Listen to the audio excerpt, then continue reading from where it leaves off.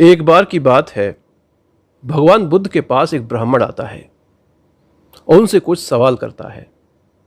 और ब्राह्मण अक्सर वो सवाल करते हैं जिनका संबंध जीवन के साथ नहीं होता। इसी तरह के प्रश्न उस ब्राह्मण ने भगवान बुद्ध से किए। उसने बुद्ध से पूछा कि बुद्ध, एक बात बताओ, क्या आत्मा होती है? तो बुद्ध ने इस प्रश्न का कोई उत्तर नहीं दिया, वो चुप रहे। तो ब्राह्मण ने पूछा, अच्छा, क्या आत्मा नहीं होती है? तब भी भगवान बुद्ध चुप ही रहे। तो ब्राह्मण ने अगला प्रश्न किया कि अच्छा बुद्ध, एक बात बताओ, क्या इस दुनिया को बनाने वाला कोई है? तो बुद्ध चुप रहे। बुद्ध ने इस प्रश्न का कोई उत्तर नहीं दिया। तो ब्राह्मण ने कहा कि बुद्ध, क्या आपके मौन का मतलब यह है कि इस दुनिया को बनाने वाला कोई नहीं है? तब भी बुद्ध चुप ही रहे। फिर ब्राह्मण ने अगला प्रश्न किया कि बुद्ध, ये जो दुनिया है, क्या ये सीमित है? बुद्ध ने इसका कोई उत्तर नहीं दिया। तो ब्राह्मण ने पूछा कि बुद्ध, क्या ये दुनिया असीमित है? तब भी भगवान ने कोई उत्तर नहीं दिया।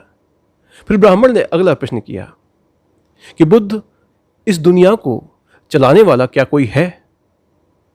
तो बुद्ध चुप रहे। तो ब्राह्मण ने कहा कि क्या इस बात का यह मतलब है कि इस दुनिया को चलाने वाला कोई नहीं है? तब भी भगवान चुप ही रहे। उन्होंने कोई उत्तर नहीं दिया। तो इसी तरह के बहुत सारे प्रश्न उस ब्राह्मण ने भगवान बुद्ध से किए और भगवान बुद्ध ने किसी भी प्रश्न का कोई उत्तर नहीं दिया। वो मौन रहे और अंततः वो ब्राह्मण थक कर, हार कर वापस चला गया। और जब वो ब्राह्मण चला गया तो आनंद ने भगवान से पूछा कि भगवान, ये क्या बात हुई? वो बेचारा कितनी दूर से आपसे मिलने के लिए आया था, आपसे प्रश्न पूछने के लिए आया था। आप किसी प्रश्न का उत्तर तो हाँ या ना में दे सकते थे। हाँ या ना बोलने में आपने इतना संकोच क्यों किया? कुछ तो कह ही सकते थे। तो बुद्ध ने आनंद से कहा कि आनंद, अगर मैं उसके प्रश्नों का उत्तर हाँ में देता, अगर मैं ये कहता कि आत्मा होती है, इस दुनिया को बनाने वाला कोई है, इस दुनिया को चलाने वाला कोई है, तो मेरा ऐसा कहने से वो आदमी अंधविश्वासी हो जाता। वो शास्त्रों की बातों को आंख बंद करके सत्य मान लेता और वो अपनी निगाह से दुनिया देखना बंद कर देता। वो शास्त्रों की निगाह से दुनिया देखता, जो कि गलत है, क्योंकि ऐसा है नहीं।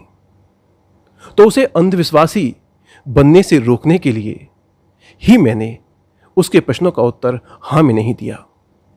अब तुम ये पूछोगे कि अगर उसके प्रश्नों का उत्तर मैं ना में देता, अगर मैं ये कहता कि आत्मा नहीं है, इस दुनिया को बनाने वाला कोई नहीं है, इस दुनिया को चलाने वाला कोई नहीं है, अगर मैं इस तरह की बातें उससे करता, अगर मैं चीज़ों को नकारने लगता, तो वो आदमी नास्तिक बन जाता, अविश्वासी बन जाता।